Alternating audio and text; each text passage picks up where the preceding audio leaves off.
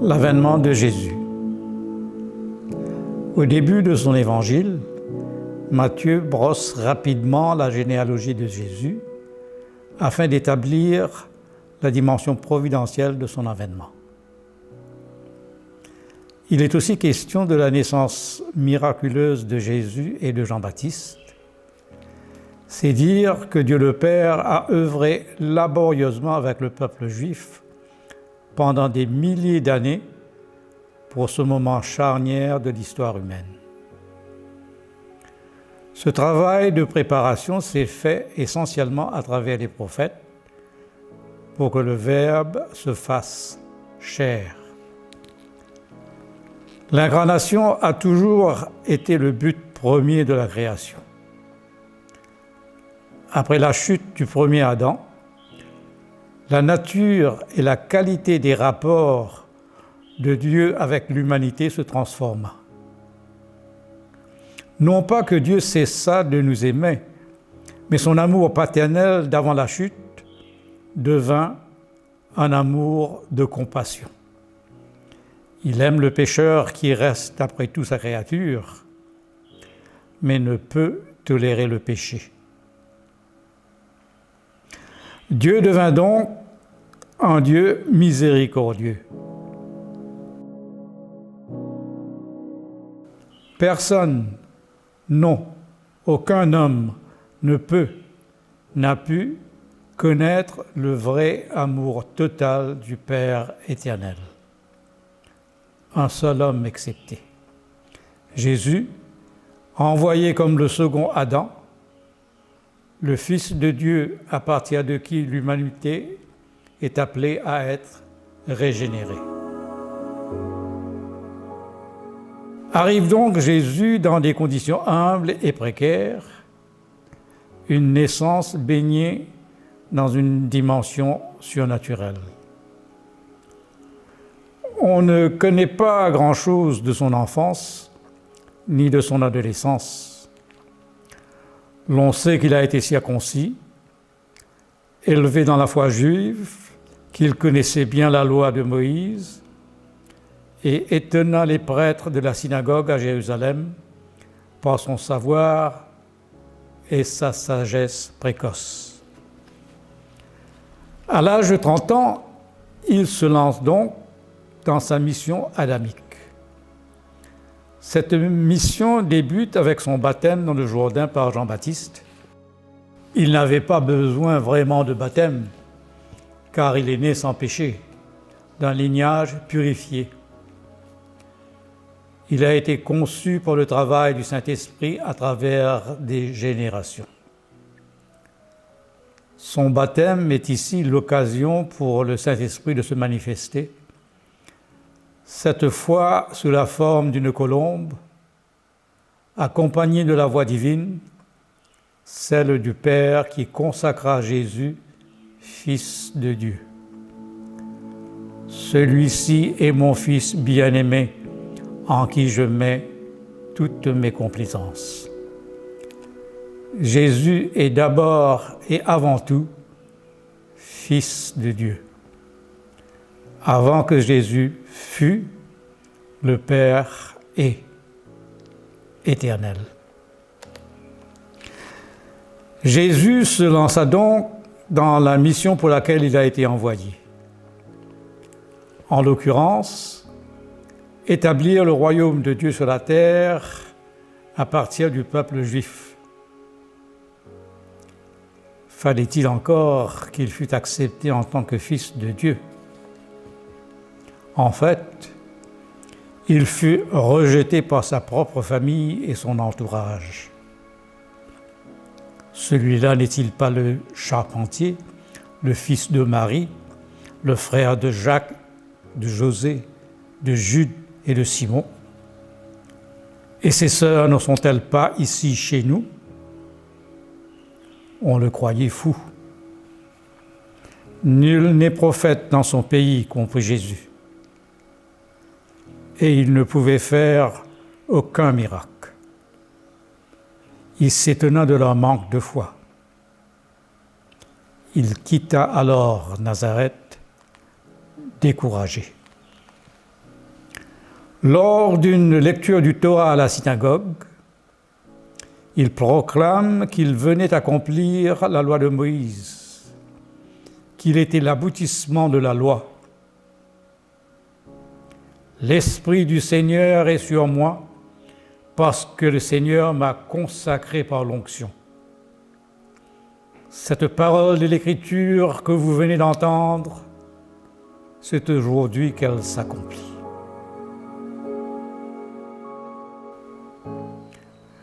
En tant que Fils de Dieu, Jésus vient expressément pour accomplir le but originel d'Adam à travers une recréation ou une procréation divine. Il s'agissait de manifester concrètement, de façon tangible, le royaume de l'amour divin sous toutes ses formes, à travers une famille divinisée.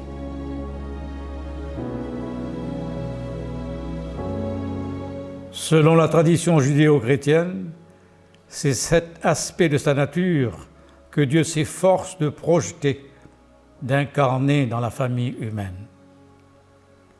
Plus tard, au cours de sa mission, c'est avec un peu de dépit donc que Jésus déclara à Philippe qui lui demandait « Montre-nous le Père.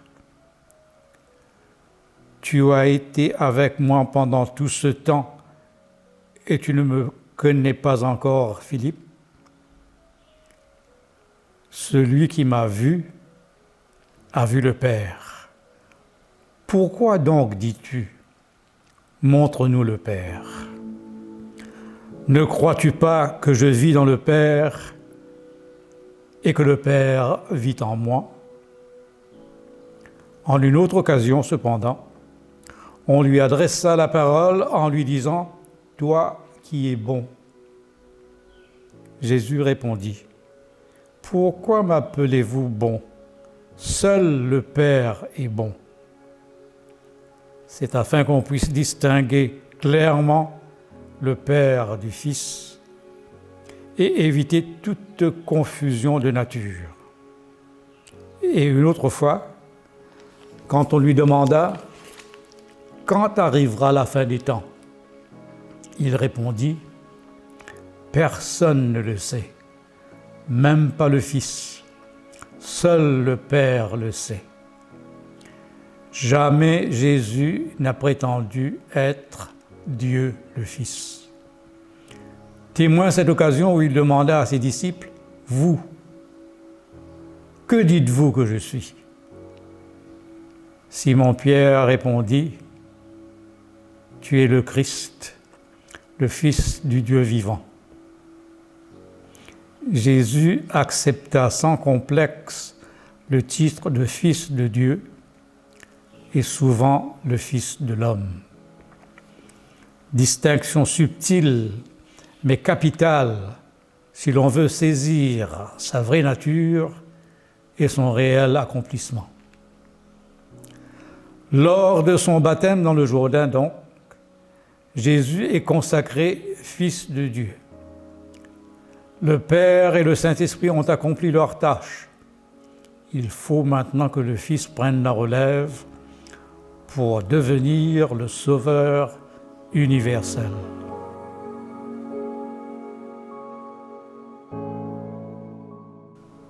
C'est maintenant sa part de responsabilité. Comment va-t-il l'accomplir? Immédiatement après son baptême, l'Esprit de Dieu conduisit Jésus dans le désert pour qu'il y soit tenté par le diable. Après avoir passé 40 jours et 40 nuits sans manger, Jésus eut faim. Le diable, le tentateur, s'approcha. Ce qu'on appelle les 3 tentations peuvent être interprétées comme des épreuves qui rappellent les rites de passage du premier Adam. Jésus, éprouvé à un moment vulnérable, sortit vainqueur des épreuves. Il ne succombera pas aux appels de la chair défaillante. Sa réplique à la première tentation: l'homme ne vivra pas de pain seulement, mais de toute parole que Dieu prononce. Il ne se détournera pas de sa fidélité à son Dieu. Il ne se laissera pas prendre par la deuxième tentation non plus.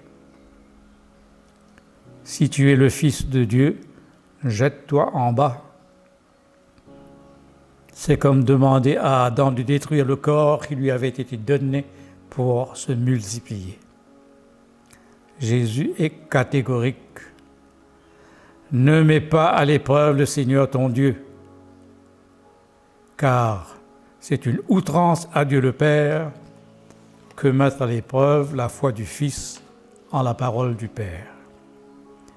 Et enfin, il ne se laissera pas séduire par les choses non consacrées de ce monde. Il hérita tout de cette terre, comme promis à Adam par Dieu lui-même. D'où la réplique de Jésus à Satan qui lui offrait les royaumes du monde.